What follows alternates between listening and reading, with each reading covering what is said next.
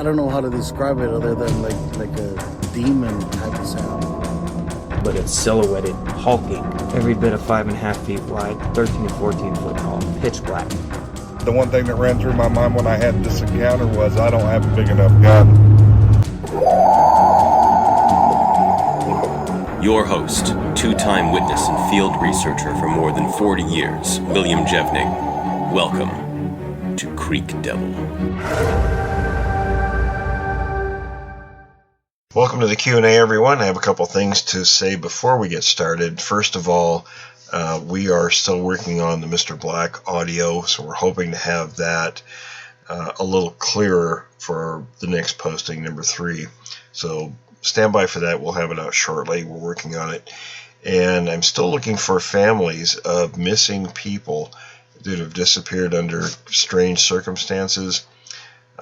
It's not for a book project or the show or anything like that. We want to have a private conversation with family members, and we think we can provide some more exposure for the missing person. So get a hold of me at wjevning@gmail.com. That's WJEVNING@gmail, and let's discuss this. So Milo's with us today. Always appreciate having him. It's been a while since he's been here. So I also wanted to say that if you enjoy the show, we could really use the likes, because that helps YouTube get the show out to other people, more exposure. So if you could hit the like button, we'd really appreciate that. And if you're not a subscriber, we'd appreciate you being a subscriber. We'd love to have more exposure for the show and for more listeners. So let's get started. So Tom, let's go ahead and jump into the questions. Sure, you bet. Okay. First question is from a gentleman named Derek. He sounds like he's just getting into this. He says he would like to know if a newbie just beginning to get into the Bigfoot research, going into the woods, etc., can discover valuable information about Bigfoot that would be useful for other researchers to use and possibly build from. Yeah, I think so. The first thing to do is get my book, Bigfoot Fieldwork 101, and then that'll get you started. Yeah, absolutely. Shameless plug there. Totally shameless plug. Yes. What do you guys think, though? What are your opinions? Let's go around the table. Your opinions on that. Okay, I think, whether you've been doing it like you have for close to 50 years, or you started last week, everybody's got kind of an equal. Everybody's equally welcome. Everybody's equally valid to get into it. It's a fun thing to do. Stay safe. You want to, whether you're researching Bigfoot or elk or anything out in the woods, I would say never go alone. And it's an interesting topic. To me, all information is good as long as you got an open mind. So the more you know, or I don't think there's one specific way of learning how to track this down, because every time you do it, it's going to be different anyway. Forrest, what do you think? Well, there you go.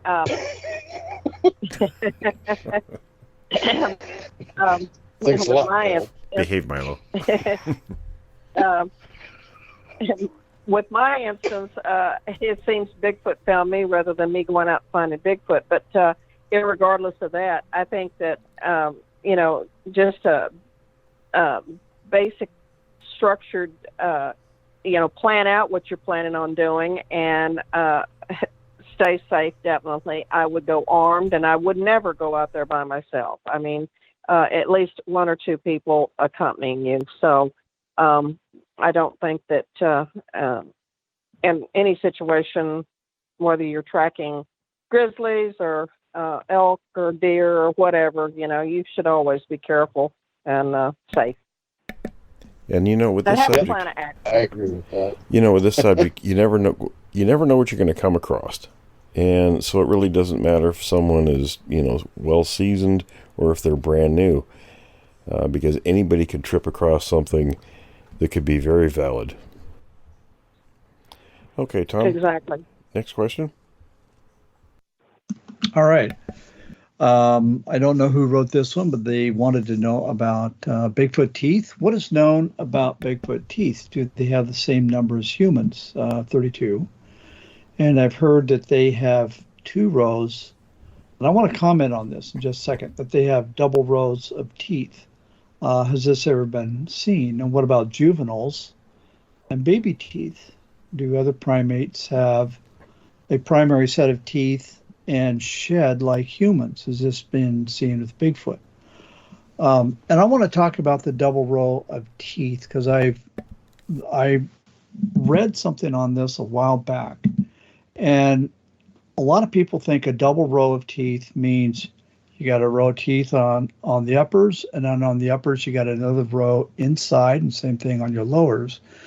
That's not what it means. What it means is, well, it's going to be a shock, but I got a double row of teeth. So does Forrest. So does Milo. So does, we all do. It just means a double row of teeth means you have uppers and lowers. And that was the way Dennis would describe teeth back in the day, back, I think, like back in the early 1900s, 1800s, so forth. I don't know. Forrest, what are your thoughts? Well, strangely enough, somebody questioned me about this once upon a time, and I actually went on a mission to look it up. Now, whether you want to call it double rows of teeth or what, there are people that actually occur in the human population that do have multiple rows of teeth. They will have a set on the outside, just like what's normal for us, and then they will have a set on the inside growing. It's very, very rare, but it does occur. I have never seen this or ever heard of it occurring in any other type of primates other than humans. All primates have baby teeth, just like any other mammals have baby teeth, and they lose them and then they grow in permanent teeth. The canines are usually the last to come in. This is true in the majority of all primates because those teeth are used in monkeys and apes as a defense mechanism, and so the reason they're the last to grow in is because you're going to have the body to possess those type of canines to back up, basically.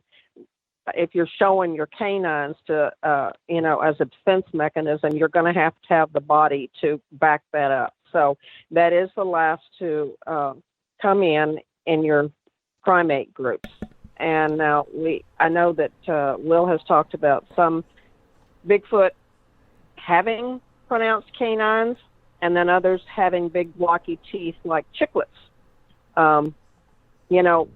All primates have big canines, but they also, your gorillas and chimps have a dentition almost identical to humans. So I don't think anybody's ever discovered teeth owing to a Bigfoot. So, we have teeth for Gigantopithecus blackie, but and they're big, large teeth. So I'm assuming because of the size of Bigfoot that they would have larger dentition as well. It made me think of an old saying when you talked about, the canines grow in later because you need the body size. That's sort of along the lines of the saying, don't let your alligator mouth overload your canary backside. Right, exactly. But yeah, that's well, what I always, oh, sorry, go ahead. No, I was just going to say, I always thought when they talk about these giants that they find and they have double rows of teeth, I actually thought that's got to be a bunch of malarkey, and I looked it up and went and pulled some books and stuff, and actually even talked to my dentist, and he said that it does occur in the human population. It's very, very rare, but it does occur. Is it a mutation or some sort of a genetic carryover, or what? Any thoughts on that? Well, I don't know what it would be a carryover from, because I've never seen any type of, in paleoanthropology, any type of finds where that has shown up. So I would assume that it's a mutation, and whether or not they've actually been able to single out the gene that causes that, I have no idea. I'd have to plead ignorance on that. Yeah, I mean, there's a number of anomalies that do happen in people periodically, not just teeth like that, but there are plenty of other examples. So I suppose it's not unheard of. But as a rule of thumb, let's say for the Sasquatch, they probably don't. They probably have teeth very similar to ours. I would assume so, yes. For the exception, and like I said, there's the two major groupings. One grouping has the blocky teeth and the small, non-pronounced canine like ours, because we have canines also. And then there's the others that are very pronounced canines. Okay, so I want to make sure we tackle every question here, because I kind of jumped the gun a little bit. Okay. So, do they have the same number of teeth as humans? Well, there's no way of knowing it. Nobody's ever come up with a skull or a mandible or anything else. So, I'm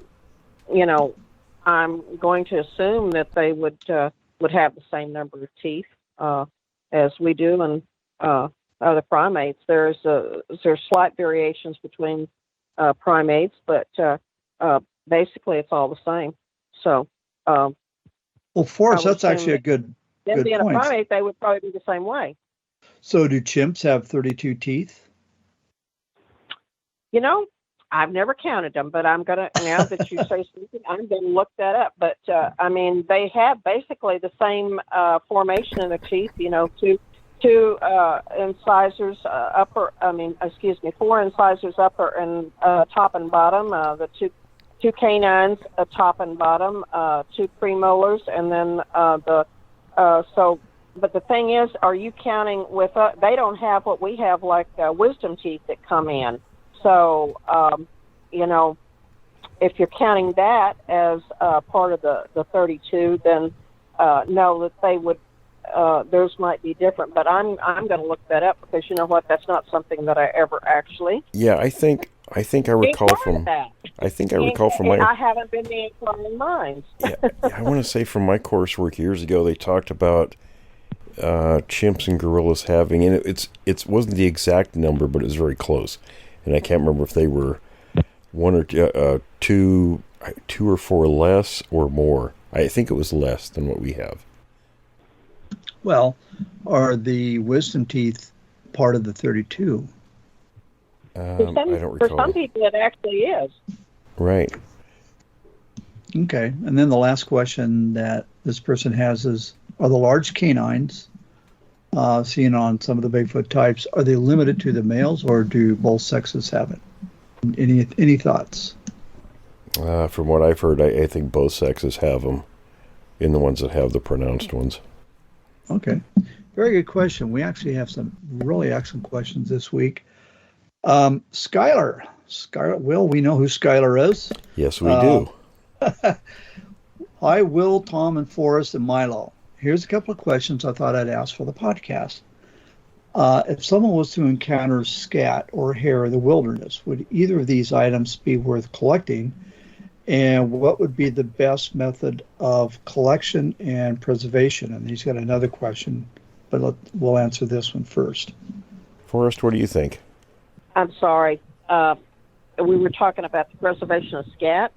And hair, or hair. Yeah, if someone were to encounter scat or hair in the wilderness, okay.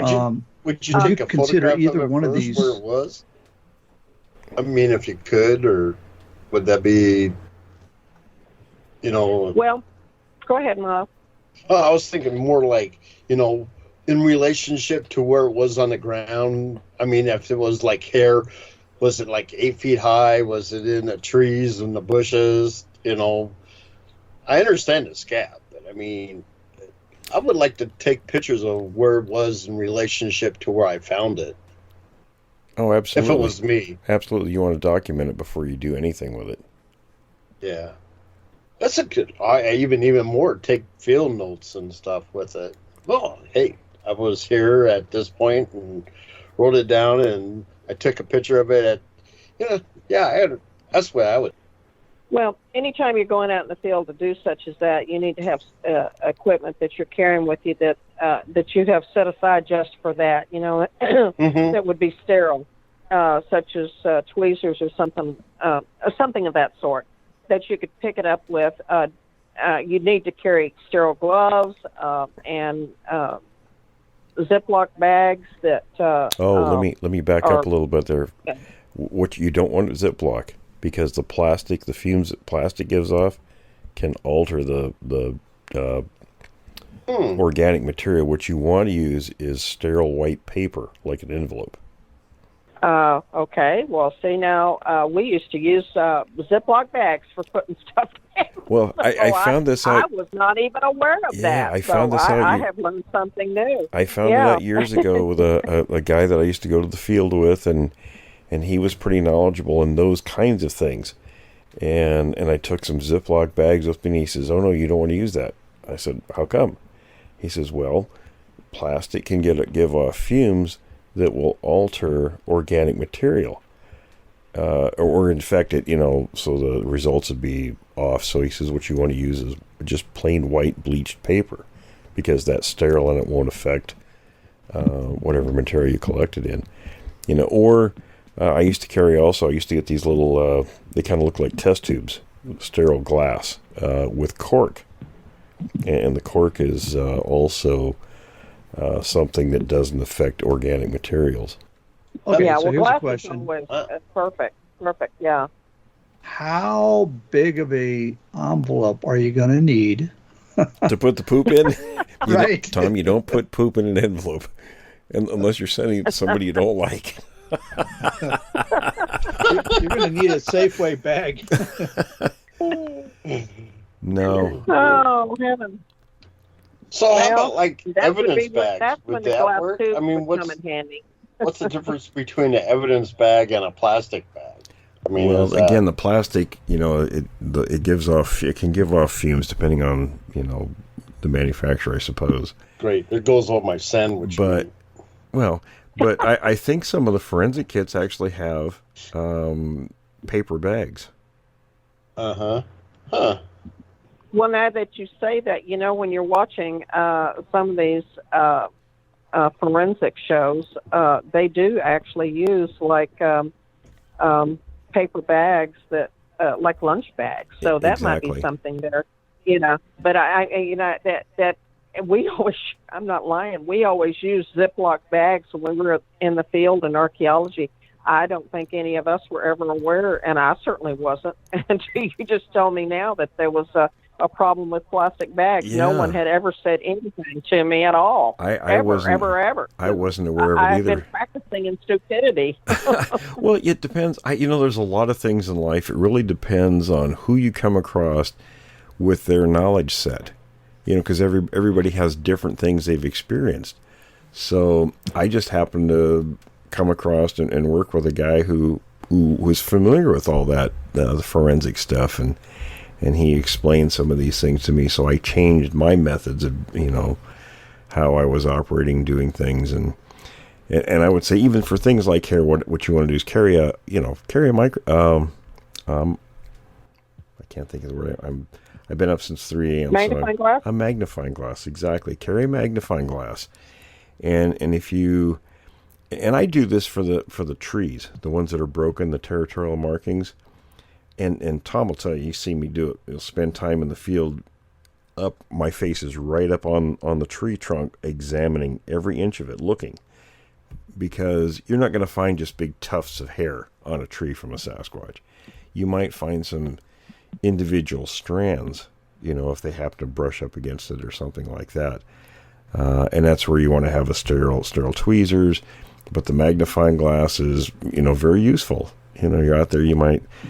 You look like you're the inspector out there looking at stuff, but you know what? It's a very useful tool, and it's just a little thing you want to keep in your pocket, because that's how sometimes, you look at something with your naked eye and you might not see anything, but pull a magnifying glass out and really get close to the tree trunk, and you can very well come across hair.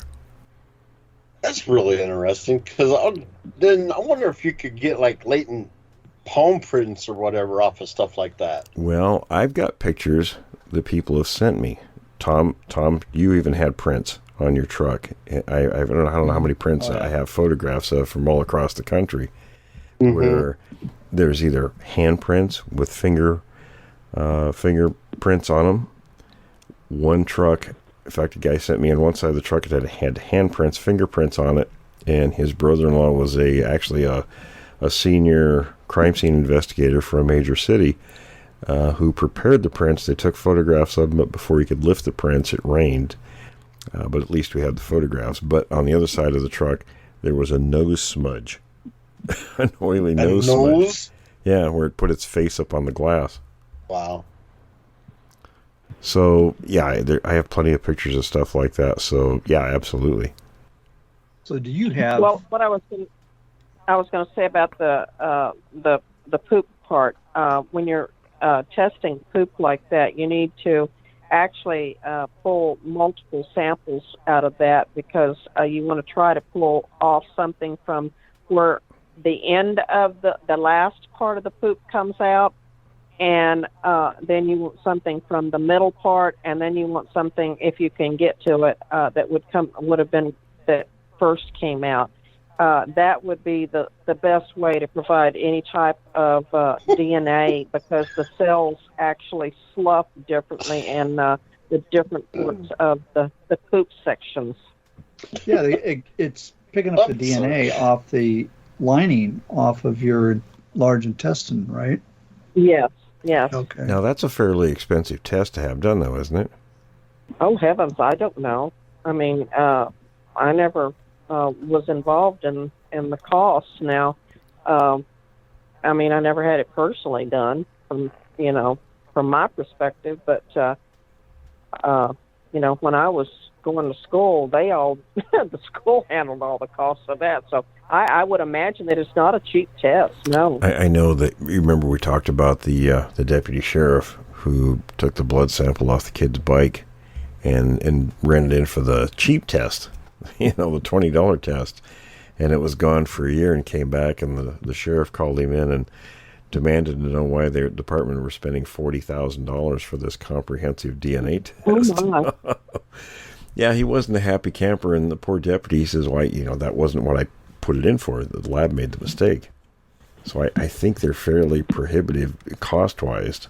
I mean, it's a part of this. Hair and scat are definitely a part of the subject. But their value, I mean, I think that goes back to the question, could be negligible just because of the prohibitive cost, of having the test done.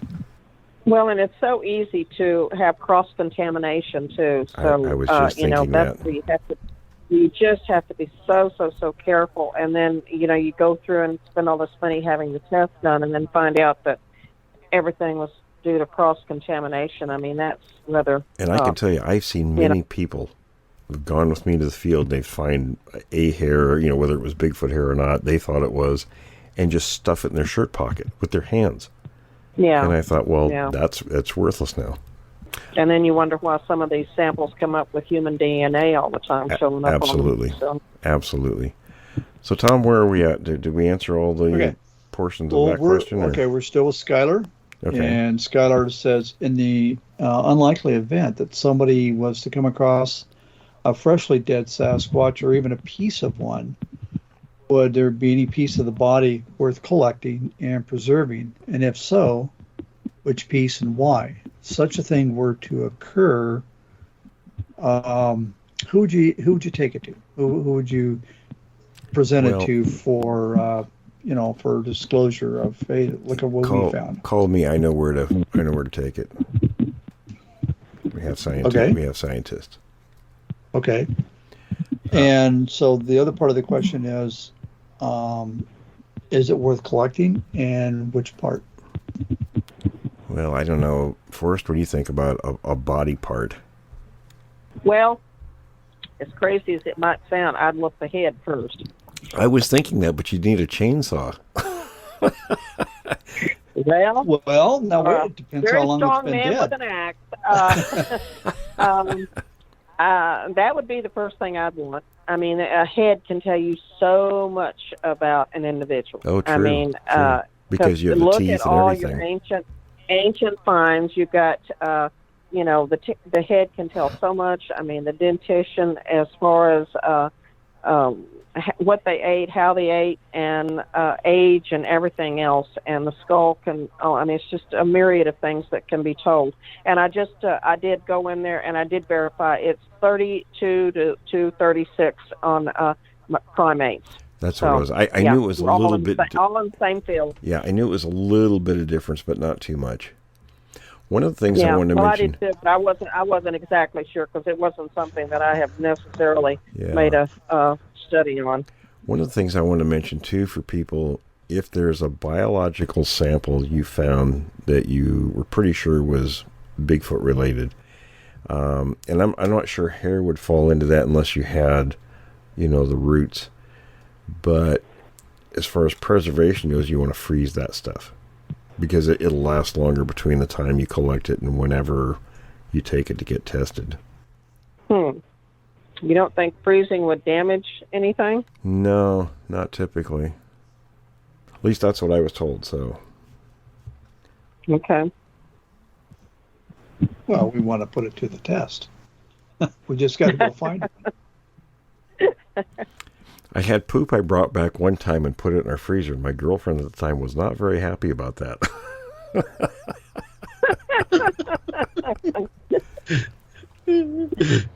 Oh gosh. Maybe this is the reason she's a farmer girlfriend? Farm? There are possibilities there. That'd be like me going out and picking up Squatch's poop out in the yard and putting it in the freezer, and Jeannie say, yeah, that'd be about, I don't see me doing that. Okay, Tom, did we answer everything for Skylar?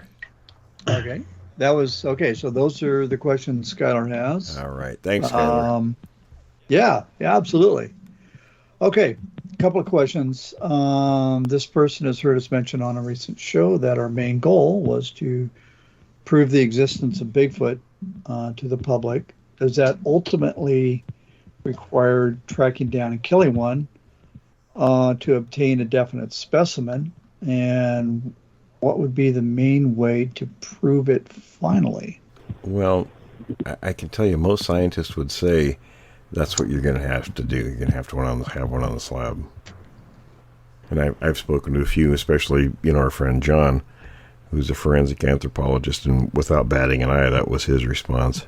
He said it's not unheard of. It's very routine in science to do that, to take a specimen to, prove their validity. Well, that's what it takes. Okay. Well, what do you think happens? What's that, Forrest? No, I just said that would be the only way to prove it. I think we're at that point. It's probably that's where the line is drawn, I think, for it to be concrete in everybody's minds. But I think it would be a chore. But that doesn't mean, that doesn't mean for anybody just to go out and try to do that, because you got to contend with the rest of the group. So you might take a pot shot at one, the rest of them are going to have you for lunch. Okay, next question is, same person, what do you think happens to the science world and broader society once it's been conclusively proven? That's a good question. I don't think I could give any one answer. What do you all think? Well, I think you're probably correct. Yeah. Yeah, it's. I think it's kind of hard to predict. Here's my thoughts. It's just my opinion. I think it'd be very exciting at first, and I think it'd be sort of like the moon landing. There'd be a lot of initial excitement, and then it would kind of become normal, with the exception that the moon landing, we come back, okay, great, 12 guys went to the moon. Here, they're still with us. It's still going to be in every day-to-day thing in the areas where the creatures live. So, why does Jurassic Park come to mind? At first there's Right? oohs and ahs, then there's running and screaming. Screaming, yes. Well, I think it's going to. I view it kind of like the UFO situation, where for so many years, since I can remember being a little girl, that people always said that if the general public was made aware that UFOs actually really exist, that we were all going to go crazy and there'd be riots in the streets, and all the Bible thumpers would be losing their little minds. And then what happened this year? Lo and behold, I mean, it was hardly a passing. But it wasn't. I hardly heard anybody say anything about it. Okay, yeah, well, now the Department of Defense and the United States, But it wasn't really. military and government has all said, yeah, we now admit that UFOs. However, But it wasn't really the official UFOs disclosure, though. well, it's about as official as I think we're probably going to ever get, because, I mean, they're admitting that, yeah, they saw a few UFOs, you know, and they don't think that they're from, here on Earth. Well, the thing about with Bigfoot, I mean, how are you going to explain the possibility of maybe these things all this time have been responsible for taking people?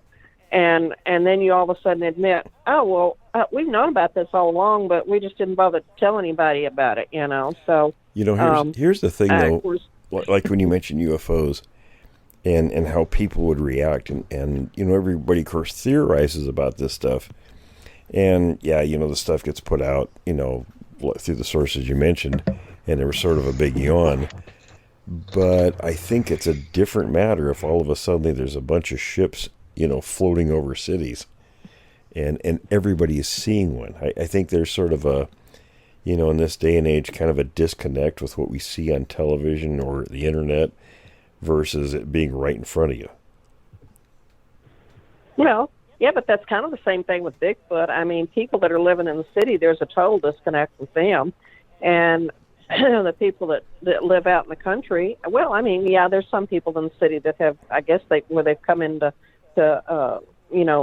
close into city locations. But, I mean, like myself, I mean, I just don't go around telling anybody and everybody that, what I've seen, because most of them are going to think I'm a nutcase. But I think that's true with most people.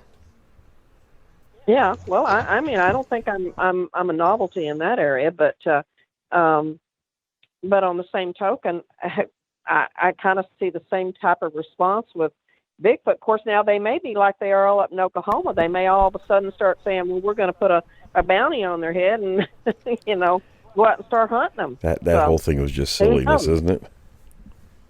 Well, yes, it was silliness. I think so. But, there's a lot of silly people in this world, Will. You know that. Well, we're still talking about if we find one on us and put it on a slab, right? Yeah, yeah. Well, I think it's going to be like the California gold rush. I think you're going to get crazy people going out there in the woods, try to get one, and then try to do whatever. All right, we're going to stop here. Great questions, everybody. We love to have listener questions. There's no question that's wrong. And send them to questions@creekdevil.com. Thanks for listening to this episode of Creek Devil. If you or anyone you know has had an encounter with these creatures, please contact us at williamjevning@yahoo.com. That's William, Jevning, @yahoo.com. All communication is confidential. Join us for another program next week.